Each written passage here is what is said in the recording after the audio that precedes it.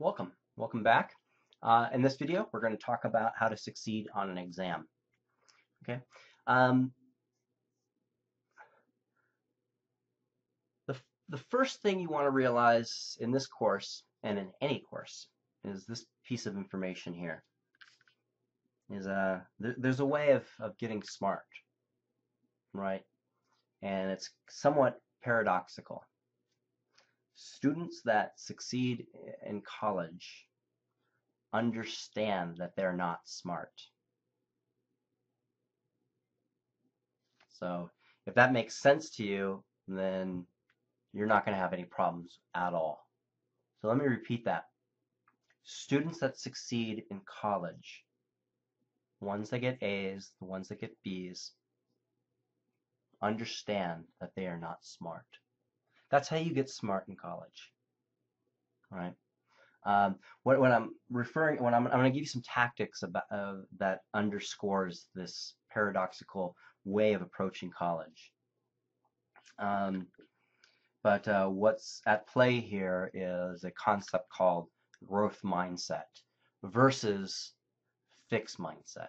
A lot of students who struggle in college, who struggled in high school, who struggled in middle school, who struggled through elementary school, endured a concept of the mind.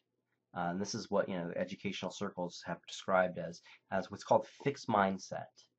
And someone who endures the fixed mindset looks at failure as a reflection of who they are.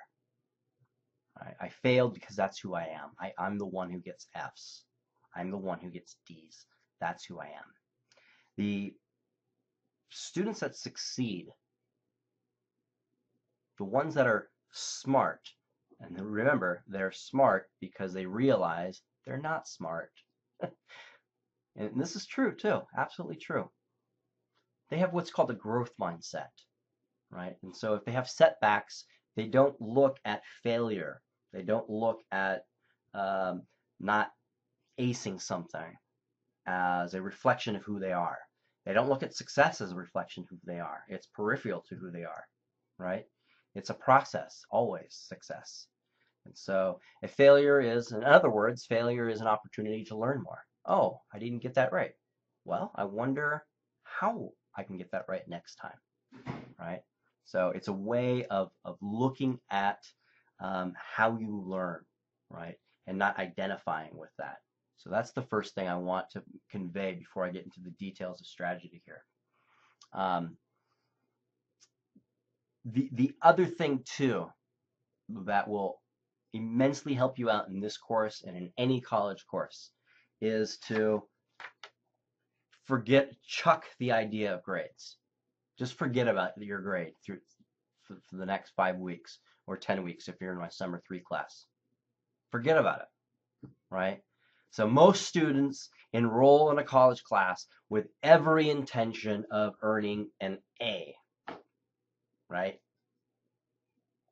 And what most students do that literally drives them insane, or at the very least, very anxious, but sometimes absolutely insane, is that they chase after that A. And they chase. What you're doing with that, why this is an exercise of insanity, is that you are chasing after a symbol. You're chasing after something that's not there. Come to my office at the end of summer. I won't be here this summer, but let's make an appointment at the end of summer and bring me all of the A's that you've earned. Not the ones that are on pieces of paper, because that's just symbols. Bring me the actual A's that you have earned. And bring me the actual F's that you have earned. Bring those to me. And let's play with them. You can't do that. They don't exist. So, what are you supposed to do if you're not worried about your grade in your class, if you're not chasing after that grade? Very simple. Just go into every course that you take, including this one, with the intention of learning. So simple. Just learn. Just be here to learn what it is. So the first challenge is to see, okay, what does this professor want from me? How what am I doing? Am I taking exams? Okay, I'm taking exams. I'm writing essays. How do I succeed on those things? What is it that he's looking for, or she looking for, right? Now you have the structure, you have the vehicle of basic of what you're going to get into, and that vehicle is not to get you to a phantom place of the A, because ironically, what will happen is you will end up probably earning less than an A. The vehicle is actually designed to drive you to the place of learning the information. If you learn the information, the grade will follow. If you chase after the phantom symbol of an A, it will not follow usually, right? It sometimes does, but even if it does, the cost is a tremendous amount of anxiety because you're literally shadow boxing. You're punching after something that is not there. It doesn't exist. You cannot go into a job interview and just show them your transcripts. If that was the case, then that's all a job would ask for, is just look at your transcripts and go, oh, they earned A's. They get the job. Oh, nope, they got an F here. They don't get the job, right? You see what I mean? All right. Go through it and actually want to learn the information. And the grade will usually almost always follow. Okay. Now, so how do you do that? How do you learn within a condensed amount of time for a subject that you might not be particularly inherently interested in? And that's usually what makes it kind of difficult to learn. Well, how to get over that is, well, I got no choice in the matter, right? I have to take this course if I want a college education, right? And so you kind of just have to play by the fact that you are playing a game that someone else made the rules to, right? So just understand that process. And if you really want a college education, then you're going to really try to learn what the vehicle is to learn the actual substance. So let's go through that with the exams here. Okay, to get smart about this course, and again, the paradox is those students that earn a good grade in college are the students that realize that they're not that smart. They need tools, they need strategy, and that's what we're going to do for the next 10 minutes here. So let's go to week 1 content, and we'll go to week 1 here, click, open it up, and let's go with the development of slavery and Virginia, right? So here's the essay prompt. To respond to this essay prompt or any essay prompt in this course, you want to go through the learning objectives. So in your notebook, write down the learning objectives and give yourself about a page between each learning objective, right, for notes. All right, maybe half a page, right? So you got learning objective 1, 2, 3, 4, and 5, right? You got 5 learning objectives for this. Write them all down, but even before you begin anything else, write them down. What that'll immediately do is will open up circuitry within your brain to clear out anything that might be blocking any of this information that you intend to come in, right? If you write it down. If you just simply just see the letters on the screen without writing it down, they will not penetrate the inner workings of the mind. And that's basically the beginning process of learning. Now that you've completed step 1, and please, please, please, please take my advice on this. Students that struggle, and during a normal semester when they're able to visit me in my office, I'll say, let me see your notes. They come to me and how do I get an A? Right? Well, you write one down on a piece of paper and there you got one, right? Well, how do I learn? Let me see your notes. And it's just a hodgepodge of just dates or maybe no notes at all. Please take my advice. The students that earn B's or A's that are successful in this course, the ones that learn, and how they learn is the first thing they do before they even begin the lecture is they write down the learning objectives. Now that you've written down the learning objective, push play. Hello, everybody. Today we're going to be looking at, okay, and just listen to the video and just take notes. Don't worry too much at this point if you're writing down the right notes. Don't try to write down everything. Never do that. A lot of students will, yeah, basically there's a kind of two extremes of students that struggle in my course. They'll come to my office and I'll say, let me see your notes. First thing I'll say, and then, oh, I don't have my notes with me, or I don't take notes. Or they'll show me their notes and they have written down every single word I've said, including all the ums. No, just kidding. Hope not. Um, don't do that either, right? So your first viewing is you're just writing down some notes that seem important. And how it's, quote unquote, what's important, what's not, is you really want to make sure that whatever you're writing down, whatever you're taking in when you're looking at these lectures, is that they are a good response to the learning objective. So for instance, learning objective 1 is discuss the background of when, how, and why Jamestown was founded, as well as its first few years. So those are some key words. So when you hear about when, write that down. If you learn when I'm talking about how, you want to write that down, and then why, write that down, right? And then in the first few years. So what's going on in these first few years? So just write down that information as it seems. Don't worry if it's right or wrong, if you're getting it all. This is your first viewing, right? So tonight you're going to go to the slavery video, right? Or whatever. The first one is the age of expansion. We're in actually the second lecture, right? Learning objective 2. When you're done with learning objective 1, you've listened to it, right? You're done, and then immediately go to learning objective 2, right? And go through the same process. Push play. Concept 1, define and discuss. Right. This is learning objective 2. Sometimes I'll refer to them as concepts. I've kind of revamped the way I've organized it. Just make sure that the information that you're being introduced here within the lecture matches the learning objective, right? That's the sure way of betting right there. View it.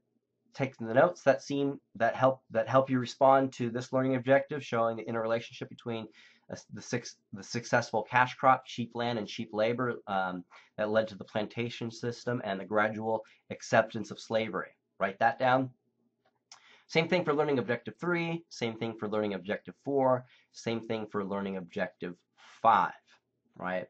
So that's one night that you're going to go through this, or one morning, or one afternoon, one in the middle of the night, whatever you choose. Just go through it once and then move on to something else. Move on to the next lecture, go to sleep, take a nap, make yourself a taco, a sandwich, take your dog for a walk, play with your kids, whatever it is. Do something else. Again, we'll move on to the next lecture, right? The next day, go back to this lecture. And then you're going to find that you're going to be able to take notes on your second viewing a day later that make a little bit more sense to you, right? And what has happened between the first day that you view this and the second day is that you have slept. You have slept.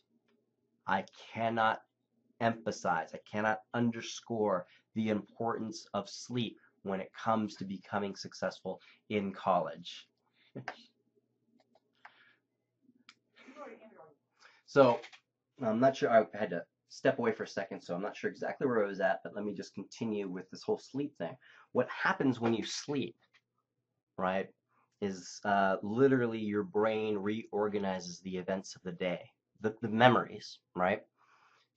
This is why, I mean, it's just great advice. If we've all been given this advice by somebody in our lives, like if you're mad, sleep on it, right? We've all experienced this. Like you were really angry or upset, and then you slept and you woke up, and the next day it's almost hard to recall what you were upset about, right? Because your brain was able to reorganize and kind of reboot and refresh. And so when it comes to studying, what happens when you sleep is the brain, using the metaphor of a computer, puts all of the information in its proper files and makes connections with other parts of the brain. So things begin to make sense. So one of the reasons why students that procrastinate consistently and habitually struggle with school is that they don't give their mind a chance to organize, right? And I mean, you might get away with actually earning good grades without sleeping between some of this information, but the cost is a tremendous amount of anxiety and being stressed out all the time, and that bleeding into over other parts of your life, into your family life, into your work life, right? You become more irritable, you're stressed out, right? Because your brain is not getting a chance to reboot, right? And this is where school becomes a little bit more, it becomes more manageable and it becomes a little bit easier, right? So the second day you go through it, you're able to take more notes. And then maybe after the second viewing, maybe you need to watch it another time. The next step, though, after viewing the lectures 2 or 3 times, at least twice, try not to do it more than 3 times, but at least twice, is to get a pack of flashcards for this class, maybe 2 packs of flashcards, right? Write the learning after you've taken notes, right? And viewed it. You want to be somewhat familiar with this information. You don't memorize it, you don't fully get it yet, right? This is kind of the last process. And really, really take this advice. It works. When somebody introduced this concept to me, I struggled my first couple of years of college because I didn't have the tools. But when someone started introducing the tools to me, or a variety of people, this is one of the most effective tools. Write the learning objective on one side, and then just write some brief notes on the other that helps kind of trigger your mind as some brief response to the learning objective. You don't want to write everything down, right? You don't want to do that. And then keep these things handy, right? And you just kind of drill yourself. You do this with identifications too, obviously. Write the identification and then write a brief description of what that identification is. And I'll go through what an ID is in just right after this. And then just drill yourself with this every once in a while. You're waiting in line at the grocery store, you're at the doctor's office, you're waiting, you've got noodles boiling, right? Waiting for dinner to get ready, microwave, whatever the case is. And you just kind of flash, flash, flash, flash. And you'll become familiar with this. And 2, like the night before, or maybe a couple of hours before the exam, before you're ready to take it, it's a good chance to drill yourself. And let's say you do have learning objective 1 on the flashcard on one side, discuss the background of when, how, and why Jamestown was founded, as well as its first few years. And without flipping it, you're able to recall this information quite clearly in your mind, maybe even write down a paragraph real quick to yourself and go, okay, I got that, right? And then you pick up the next flashcard, and it's basically asking you about learning objective 2, right? And without flipping it, you don't remember anything, right? Put that flashcard aside, right? And take the ones that you're familiar with and put them in another pile. And you get through learning, you flash yourself with learning objective 3, and that one comes to mind quite easily. Learning objective 4, excellent, right? You pick up another set of flashcards, salutary neglect. Learning objective 1, boom, you don't even have to flip it, you know what that is. Learning objective 2, I don't know, I can't remember what that one is. Oh yeah, put that one aside, right? As something as aside to where you had a little trouble recalling some of the information without flipping it over and looking at your notes. And then when you've gone through all of your flashcards right before taking the exam, what you can do is go, okay, I'm still not clear about learning objective 1 for the age of conquest, learning objective 2 for the development of slavery in Virginia, and then learning objective 3 for salutary neglect. I'll just go back to those. So I need to go through learning objective 1 here, instead of, okay, I need to go through all of this again in order to succeed on this exam, right? So it'll help identify if you do this properly, which is a continuous process. This is what having a growth mindset is all about, right? It's a continuous process of kind of chunking at it, right? You don't have to go through it all again. You'll identify what it is you know and what it is you don't know, right? Take my advice for that. I guarantee you it will work. It will work. Identifications. Here's the study guide. Here are the potential IDs that you're going to be asked on the first exam. So exam 1 will have 5 identifications randomly selected from this list. What is an ID? You want to have this close at hand, right? This is the guidelines for the identifications. So identification consists of an important person, event, term. To complete an ID, you should explain the pertinent information such as who, what, where, why, and how.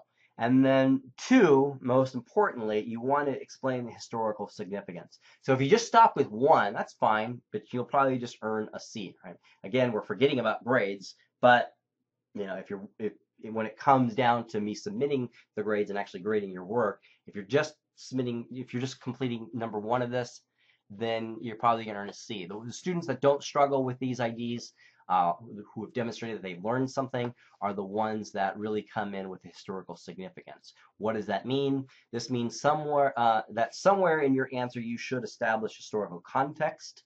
Like you can place other events in relation to Jamestown. All right, so you can maybe bring in just talk in relation that this was before Plymouth. This was 1607. Plymouth was in 1620. Right, that kind of a thing. It depends on what your studies kind of reveal to you with that.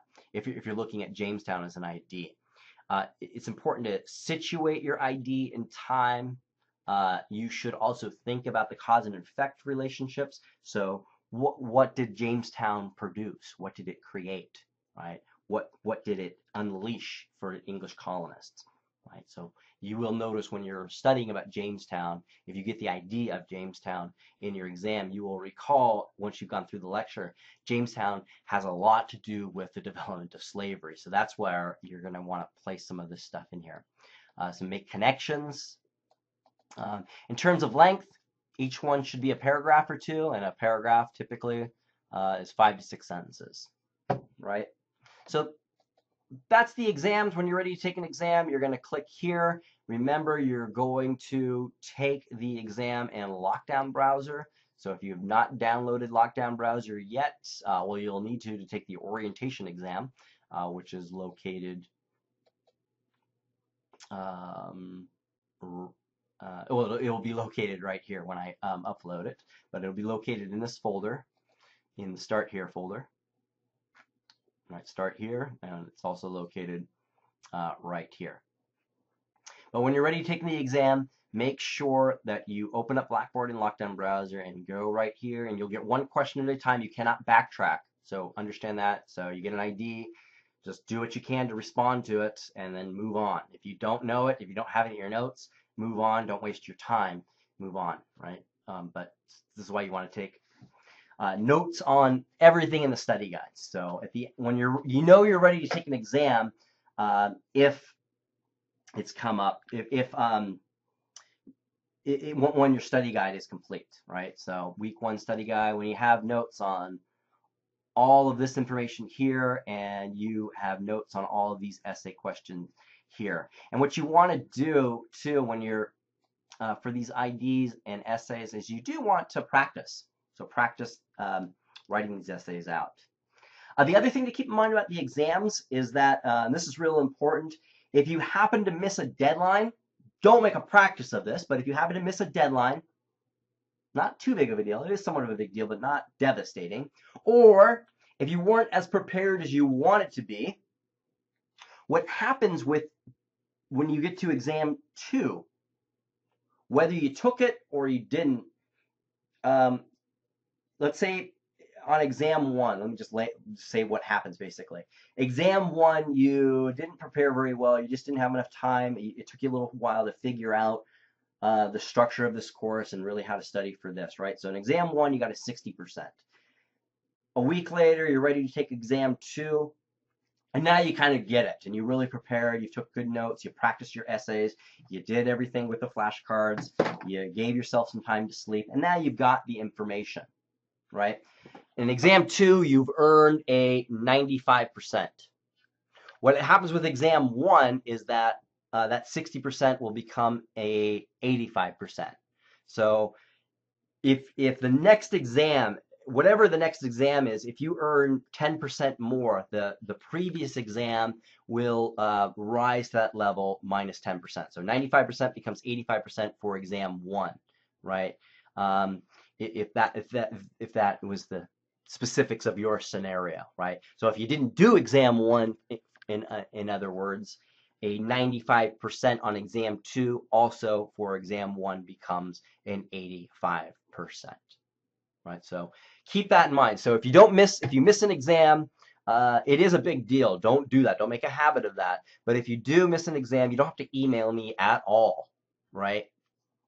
I will just plug it in manually when the time comes. If I don't hesitate to email me, right? So exam 2 comes along and you got a 0 for exam 1, you got a 95 for exam 2, and a couple of days, yeah, I've graded exam 2 already, and it's still a 0 for exam 1. Just email me. I just missed it, right? And just say, hey, you didn't update my grade for exam 1. No big deal, right? Just keep me honest when it comes to the system. If you miss exam 1, 2, and the first exam you take is exam 3, what happens is that, let's say you get a 95 on an exam 3, then exam 2 becomes a 85%, and then exam 1 becomes a 75%. So let's say you don't do any exams until you get to the 5th exam. Don't do that. That would just be silly. But if that were the case, then it would be the same thing. 95 for you get a 95 on exam 5, then exam 4 would be an 85, exam 3 would be a 75, exam 2 would be a 65, exam 1 would be a 55. So you're just losing 10% for each one you miss, basically, in other words. So just keep that in mind, right? And so don't stay with the schedule. But if you get a little bit behind, don't let that discourage you so much that you're going to give up. And if you do get behind, don't think, okay, that week is behind me. That week is behind me. I can forget about that week's content. Now it's time to move on to. You need to go back to that week's content, because what will happen if you haven't noticed this already, and we will leave it at this. It's getting kind of lengthy, but I really want you to know the expectations of this course. Is notice the go to exams and really go through this. Click this and really read through this and just notice the structure. So exam 1 is simply going to ask you for 5 identifications from week 1's material, or unit 1's if you're in my summer 3 class, and it'll have you respond to 2 essay prompts randomly. And understand it's all random. It's not like I'm just picking the important ones. It's random. So it's all important. You just don't know which one it's going to pick. So that's exam 1. Now notice what exam 2 does. 5 IDs will be randomly selected from week 1 again, and 5 IDs will be selected from week 2. 1 essay prompt will be randomly selected from week 2, and then and then 2 essays will be randomly selected from week 2. So each exam will always go back to the previous weeks and randomly select them as indicated throughout each of these. So really take a look at that and make sure you understand the structure of each exam before you take the tests, right?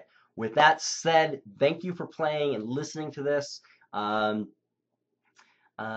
That's about it for how to succeed on exams. I will have another tutorial for taking sides, so watch that, and there's a video to watch on plagiarism as well. All right, that'll be it for now. I'll talk to you later.